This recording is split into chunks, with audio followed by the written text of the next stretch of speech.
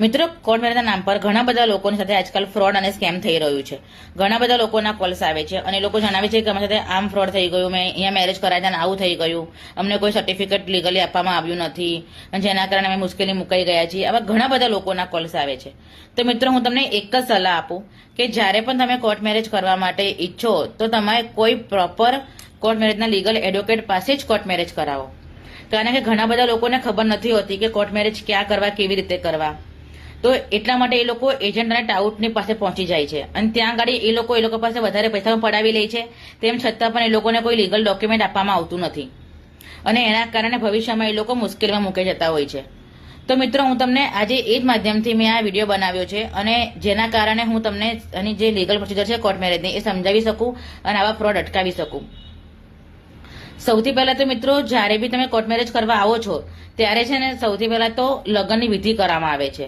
હિન્દુ શાસ્ત્રોક્ત વિધિ પ્રમાણે બ્રાહ્મણ દ્વારા એક વિધિ કરવામાં આવે છે અને એ વિધિનું સર્ટિફિકેટ મહારાજ અને સંસ્થા આપે છે, જે આ પ્રમાણેનો છે. હું તને બતાવું.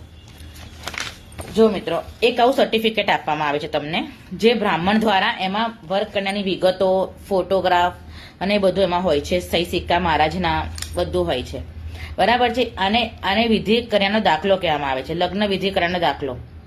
આ લગ્ન વિધિ કર્યાનો દાખલો આપ્યા બાદ તમારું ડોક્યુમેન્ટેશન ક્લિયર થાય છે અને ડોક્યુમેન્ટેશન ક્લિયર થયા પછી લગ્ન રજિસ્ટ્રાર આગળ તમારું ડોક્યુમેન્ટેશન વેરીફાઈ થાય છે અને પછી લગ્ન રજિસ્ટ્રાર દ્વારા તમને એક બીજું સર્ટિફિકેટ આપવામાં આવે છે, જે આ પ્રમાણેનું હોય છે. તો આ સર્ટિફિકેટમાં વર કન્યાની સંપૂર્ણ વિગતો હોય છે, એ લોકોનું સ્થળ, પછી એમના માતા પિતાના નામ હોય છે અંદર, તેમજ અહીંયા લગ્ન રજિસ્ટ્રારની સહી સિક્કા હોય છે. અહીંયા બારકોડ હોય છે. આ બારકોડને મિત્રો તમે ગૂગલ લેન્સથી સ્કેન કરશો ને મોબાઈલથી તો તમને સંપૂર્ણ વિગતો જોવા મળી જશે આ સર્ટિફિકેટની. આમાં એનો રજિસ્ટ્રેશન નંબર હોય છે, જેનેથી તમે કોઈ પણ સિટી સિવિક સેન્ટરની અંદર કોઈ પણ જગ્યાએથી આ સર્ટિફિકેટ મેળવી શકો છો.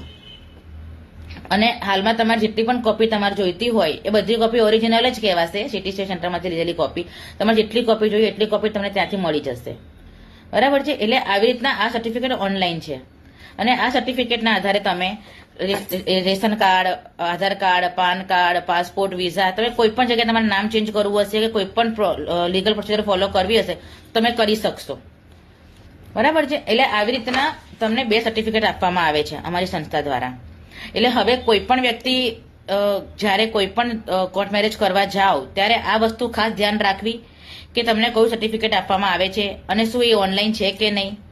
માટે મિત્રો, જ્યારે પણ તમને કોઈ પણ પ્રશ્ન હોય કે કોઈ પણ કન્ફ્યુઝન હોય